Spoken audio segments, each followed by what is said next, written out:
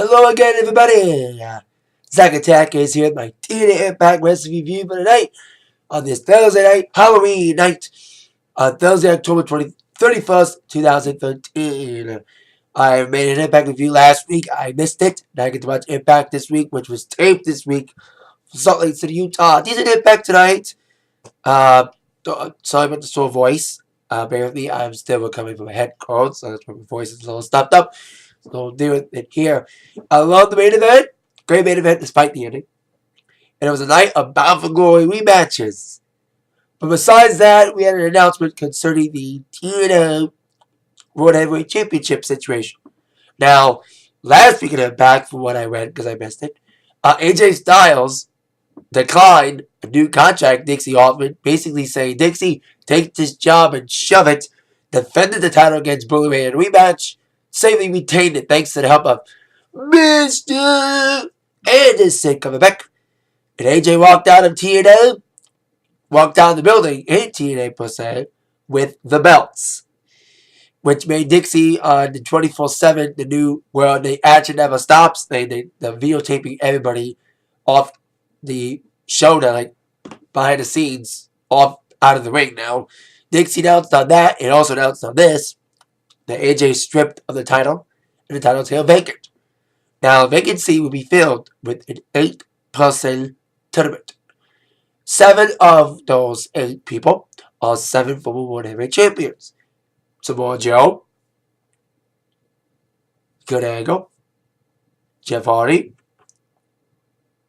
Austin Aries, Bobby Roode, James Storm, and Chris Sabin. Now, there was one spot left in the tournament, and Bully Ray thought it belonged to him. Now, he should have been in this tournament as the 8th man, because he got screwed out of the championship not once but twice by he played for Hebner and Mr. Anderson in the failure of the rematch. Well, that mention of his name did bring up Mr. Anderson, beating the crap out of Bully Ray until he got beat up backstage with the chain for Bully Ray. I think their feud has only just begun. Bully Ray and Mr. Anderson. I bet you they will fight eventually. While the 8th man was not Bully Ray, the 8th man of this tournament will be determined in a gauntlet match later on in the evening. And I heard something about Turning Point is going to be November 21st, Impact. Like what they're doing now is making the secondary pay-per-views like Victory Road and Destination X all Impact shows and not pay-per-views. Since they got rid of the secondary pay-per-views, making them all Impact specials. I bet you the finals of this tournament will take place at Turning Point on November 21st. I guarantee it. That's my prediction. We will find out who the 8th man was. Like I said, night of the Bound for Glory rematches kicked off with a rematch for the TNA World Tag Team Championships. It was Gunner and Storm getting a rematch against the Bromans. Of course, Jesse and Robbie E. Now, the former champs went right for the Bromans as they made their way to the ring. It looked like the former tag champs were going to get the title back, really being aggressive. And like I said, going right at the champs, getting the advantage early on. With some slide, cheap moves. The Bromans, what they did, get back in the game despite Gunner's strong moves. And Storm getting in the ring with the hot tag. Storm really got the hot tag, and later on it really looked like he was good.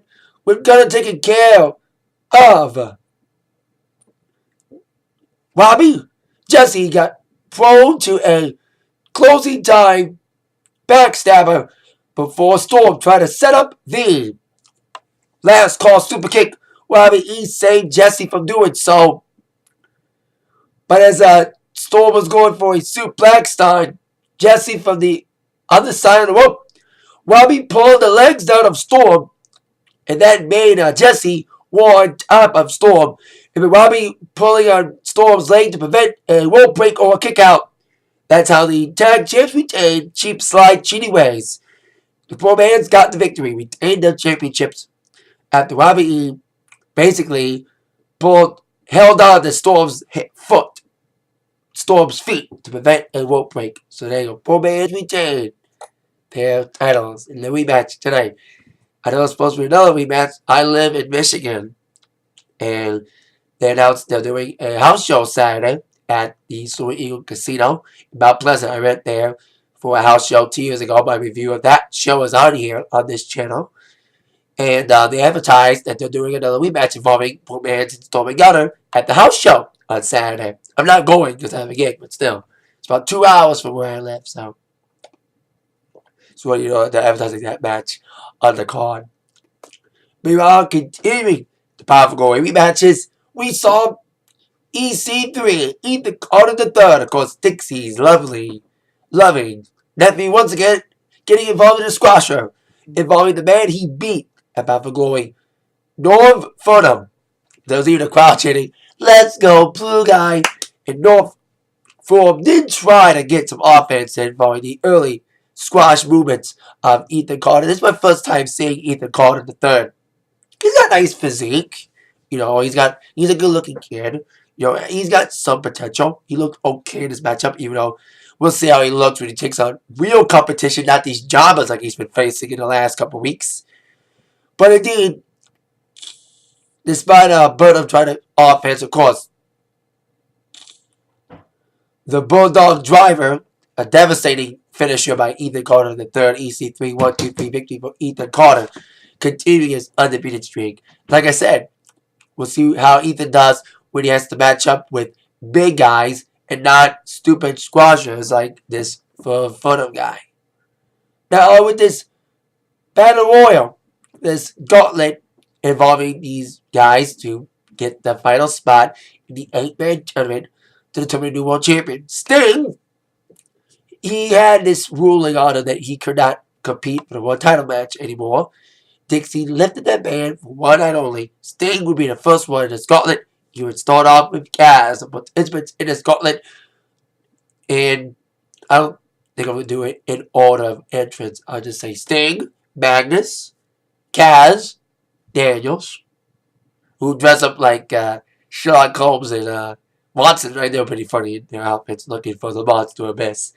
Let's say they found them later on in the evening. But anyway, Eric Young was also involved in this gauntlet. Knox from Aces and Eights was also in this gauntlet as well. And there was not a lot of eliminations till like midway towards the match. Matic was in there as well. There was a 7-man gauntlet. And then the eliminations got started with Knox eliminating Matt. I think Knox got eliminated. Then Matic got eliminated. The final four was Kaz, Daniels, Sting, and Magnus. And like I said, the gauntlet's pretty decent, you know, typical gauntlet. And I said when I saw the final four, it was Kaz and Daniels, bad influence against Magnus and Sting. I had a sneaky feeling. And I was right on this prediction. I said, I predict that Magnus will eliminate Sting. Continuing their ongoing problems after Magnus beat Sting at Bound for Glory, and Magnus then shakes Sting's hair after the match. I think Magnus could be teasing a heel turn. And I was right. Not only was I hoping that Magnus would win this gauntlet to get another shot at being world champion after losing the BFG series, but he eliminated Sting. First he eliminated Daniels. Well, Sting eliminated Daniels. And then Kaz and Sting got double clotheslined by Magnus, taking them both out. It was like Sting and Kaz won the rope, and then Magnus knocked both of them out. So Magnus got the victory in this gauntlet. Like I said, I gotta take some medication because I guess my voice is a little clogged up because of this head cold. So I guess I'll get some medication. But hey, I want to make these reviews, so bear with me here. I like making these reviews. I don't want to make any excuses, you know. If I really, really, definitely, I can't make it. But I want to make these reviews no matter what. So anyway, Magnus wins his gauntlet, and I'm glad he's in this tournament. I'm glad he gets another shot at being world champion. Hopefully he wins the title this time. So they made the brackets. And it's very interesting. You have Joe and Magnus taking on each other. Samoa Joe and Magnus against each other. Then you're going to have Storm and Rude. That's also interesting. You got Hardy and Aries. No, Aries and Sabin. And Aries and Angle. And Sabin and Hardy. Now we have the Wheel of Dixie that was revealing the stipulations. They're going to spin the wheel. It's like spin the wheel, make the deal. One roulette, whatever wheel thing you want to reference, to have all these stipulations on it. And the wheel span for Hardy and Sabin. The first match is next week. So the tournament will begin with Hardy and Sabin in a Full Metal Mayhem match. That's kind of cool. They got this Wheel of Dixie. And I like Dixie's new graphic, Dixieland. There's a flea market in Pontiac named Dixieland here in Pontiac, Michigan. Near me, like 30 minutes away from me, is a flea market named Dixieland. So it's kind of weird to see Dixie use that in a graphic. Anyway, so we have the Wheel of Dixie spin every time to reveal the stipulation for every one of these tournament matches. And like I said, Sabin and Hardy will be a Full Metal Mayhem match. Should be very interesting. There was no rules. And weapons are not just allowed, but necessary. They're like the exception. They're not only legal, they're the exception, or whatever you want to say. Now, like I said, besides the gauntlet match is the only non-bound for glory rematch of the evening. Continuing the bound for glory rematch theme, we're going to have ODB getting a Knockouts title rematch against Gail Kim. Of course, with a little security maintenance, a little protection policy. Of course, Lady Tappa at ringside. And boy, did Tappa did try her best to interfere in this matchup. Numerous distractions kind of helped Gail in the end. But despite that, ODB did try her best, like Gunner and Storm before her, as the challengers instead of champion. ODB went straight for the champion right off the bat, spearing her. It did, trying to get back the title and trying to drink of liquid courage. But it did. Gail was on the attack, even nailing at one time the figure 4 on the steel post like she's done to every other knockout, including Tiger 12, Tara, among many others. But indeed, after the ODB trying to come back, even countering a submission move from Gail to a half crab. But like I said, like it was on last Sunday about for glory, or the 20th, whatever, Lady Tappa got involved. But indeed, as Tappa distracted the referee, like I said, that distraction helped Gail Kim get the wall up and holding on to the ropes, and a 1-2-3 victory for Gail Kim, retaining the Knockouts Championship with a little help from her friend Lady Tappa and a little help from losing the extra leverage of the rope. So there you go. And speaking of matches that are advertised for this house show that's in Mount Pleasant this weekend, Gail Kim and ODB is advertised for a Knockouts Championship at this house show in Mount Pleasant. And so is Manic and Sabin. So I think Manic and Sabin's feud's ending with this match at this house show. And Abyss is set to appear too at this house show. And people was wondering, will Abyss make an appearance? I'm so glad Abyss is back. I've been asking that for weeks with this whole Joseph Park thing. You know, now everybody who's been gullible, they realize, wow, Joseph Park and Abyss are the same person. So, anyway, glad Abyss came back about for glory. Now he came back tonight. So, like I said earlier, Kaz and Daniels were playing detective. They were detective. They are select. Thompson Twins reference, people. We are detective. Thompson Twins song. Anyway, they had more than one hit. Like, people think Thompson Twins will just know for Hold Me Down, Doctor Doctor. They had other songs that were lesser hits. But still, out of that reference. And anyway, like I said, Kaz and Daniels were wearing their little detective suits and trying to find Abyss. It was quite elementary. Their Francois, as Daniels would say, they grabbed a little pumpkin underneath the wing. They said, Abyss is underneath this wing. Where I was like, no, play low. This segment was kind of falling flat. Even Taz made fun of this segment. And Taz is a bad influence guy. Even he made fun of this segment falling flat.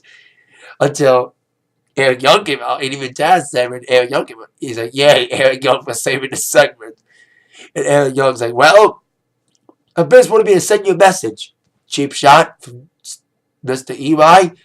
And it was like kind of the same situation it was about for Goy. Eric Young tried to beat up on both Kaz and Daniels. Kaz and Daniels double teamed on EY, and here comes the Monster Abyss, coming in with double black hole slams on both Kaz and Daniels, laying them both out and saving Eric Young again like he did about for Goy. Hopefully we'll see Abyss in a match soon. But nice to see Abyss back. I thought Abyss was going to make an appearance during the gauntlet and attack Kaz and Daniels since EY was in it too. But then they saved this attack for Neil towards the end of the show. So there you go. Abyss is back, baby. Nice to see him back. Now, when I made it, another Bound for Glory rematch. Kurt Angle against Bobby Roode, the other member of Ego with Kaz and Daniels. I thought Kaz and Daniels was going to interfere, but I'm glad he didn't. I'm so glad he didn't. The ending would have been different, but still, despite the ending, that was my only quip in this match was the ending. But the match itself was pretty good. I didn't get to see Bound for Glory, but if this match was as good as Bound for Glory, let me know. But from what I saw of this match, pretty good matchup, pretty athletic matchup. I loved the reversals of the submissions, like crossface, turn into the ankle lock, and it was just a very exciting matchup. And the crowd was saying, "This is awesome. It's a pretty good matchup." You can already tell from the beginning with the quick counts already in the early going. And Angle was like, by the time this night ended, like the time the match ended, like both guys were spent. You could tell these guys were fighting for a long time. And it was just very intense. And Angle was gunning on revenge after losing to Roode on the night he was supposed to go in the Hall of Fame, so he felt bad about losing. So Angle wanted to prove to himself that he still got it, and he looked like it. He looked like the Angle of old with some great moves, multiple German suplexes, and like I said, countering the crossface into the ankle lock a lot. It was just very, very intense. It was just so. I also liked when Angle countering the crossface straight into the angle slam. I like that kind of very good, very, very intense matchup these two had. But the ending, like I said, was very intense. I even saw Roode countering into the FU. I mean, the attitude just would look like Cena's move. Kind of weird to see him do that. But anyway, after that, it was like very back and forth matchup. Roode was going for a big top rope move. Then Angle went up to the rope and countered with a suplex, a kind of a mini Angle slam off the middle rope. And then after that move, both guys were knocked out. And Angle was basically knocked out unconscious. I think they said it was the same way Angle knocked himself out at Bound for Glory as well, doing a big move and knocked him out because of his neck issues. And Angle wasn't moving. It was scary. I know it's storyline, but that was just scary. It was like moving around, like looked like he was having a seizure. Roode got up though. With Angle still knocked out, referee called the match. Roode won the match by referee stoppage. That's the only, like I said, the ending sucked because Roode won by referee stoppage. That's the only crap about the match. But I'm glad there was no interference. Like I thought Cass and Daniels were going to interfere, so I'm kind of glad they didn't interfere because the match would have been ruined more with interference. But still, great matchup nonetheless. And so we ended back with Roode walking out scathed, but last one standing with the victory over Angle. And Angle being carried out by a bunch of people. Still, like, he was like shaking. He was like, he's just landed roughly on his neck. So, I don't know if it's storyline or not, but here's a good question. Will Angle compete in this tournament now? He's supposed to be in this tournament. He's supposed to face off against. I forget who was supposed to face off against. But we'll see if Angle makes it to the tournament or not. Who knows? We'll see what happens in the next couple weeks to come. Of course, next week the tournament to crown the new world champion. Jeff Hardy against Saban for Metal Mayhem. I predict the finals will be at Turning Point, the Impact Special Pay-Per-View on November 21st. I would not be surprised if Angie decides to show up at Turning Point. I would not be surprised. Kind of like a CM Punk type moment when CM Punk left the company with the belt and he wasn't on WWE for a few weeks, and then Cena won the WWE Championship after beating Rey Mysterio, and then that's when Punk came back and there were two WWE champions. See, TNA likes to rip off WWE a lot. I would not be surprised if that happens. If they crown the new TNA champion, and then AJ comes back with the TNA belt, and they have like some sort of unification bout at a future event, like what happened with Punk back in 2011, when Punk had this whole walking out of the company with the title situation like AJ's doing right now. So we'll see how it all ends up. That is it for my Impact Wrestling review. Thank you all very much for watching and bearing through with my voice and all. With that in mind, you've all been attacked by the review from Zach. Thank you all very much. Have a great rest of your Halloween Thursday. And have a great weekend, everybody. Yeah.